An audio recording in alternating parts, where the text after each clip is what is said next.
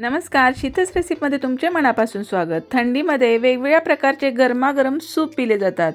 आज आपण आरोग्याच्या दृष्टीने फायदेशीर असणारं, पोटभरीचं, प्रथिनयुक्त, भरपूर विटॅमिन्स असणारं आणि हाडांना बळकटी देणारं कॅल्शियमयुक्त सूप कसं बनवायचं ते पाहणार आहोत।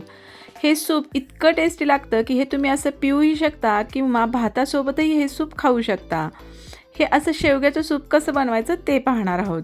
त्यासाठी इथं जाड आकाराची मी शेंग घेतली, व्यवस्थित धुतली आणि अशी कट करून याचे तुकडे केलेले आहेत। आता मी बऱ्याच वेळा शेवग्याच्या शेंगाचं सूप बनवलं, मात्र यावेळेस मला थोडीशी अशी निब्बर जाडसर शेंग मिळाली। मात्र खरंच सांगते, तुम्ही इथून पुढेही शेवग्याच्या शेंगाचं सूप बनवताना अशी निब्बर जाडसर शेंग घ्या, त्याचं सूप अगदी दाटसर होतं आणि असं गोडसर लागतं।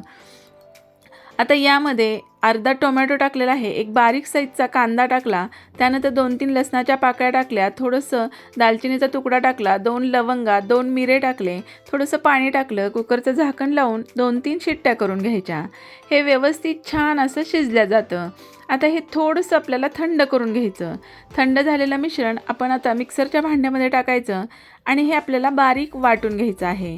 वाटताना वरून थोडंसं पाणी टाकायचं आणि जितकं बारीक वाटता येईल तितकं बारीक आपल्याला हे छान असं वाटून घ्यायचं आहे। तुम्ही पाहू शकता हे छान असं अगदी बारीक वाटलं गेलेलं आहे। आता आपल्याला हे गाळणीनं किंवा चाळणीनं आपल्याला छान असं गाळून घ्यायचं आहे। खूप अशा बारीक गाळणीनं गाळू नका, पुरणाची चाळणी वगैरे असते त्यानं आपल्याला हे गाळायचं आहे, म्हणजे यातला जो चोथा आहे तो वेगळा निघतो। आता याला थोडीशी फोडणी द्यायची। जर तुम्हाला फोडणी विरहित हे सूप प्यायचं असेल तर असंही अगदी छान लागतं।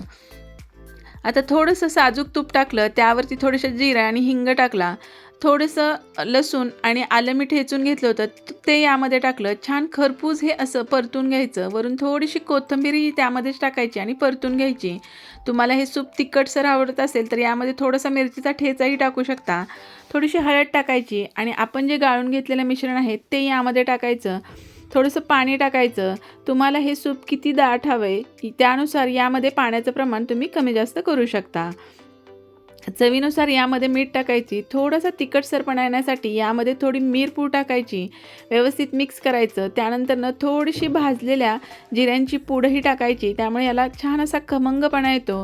व्यवस्थित मिक्स करायचे आणि या सूपला छान अशी खळखळून एक उकळी आणायची।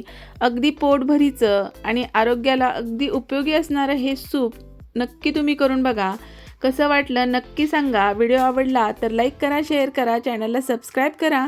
पुन्हा भेटूया अशा छान मस्त टेस्टी रेसिपीसोबत। तोपर्यंत मस्त खा, आनंदी राहा। व्हिडिओ पाहिल्याबद्दल तुमचे खूप खूप धन्यवाद।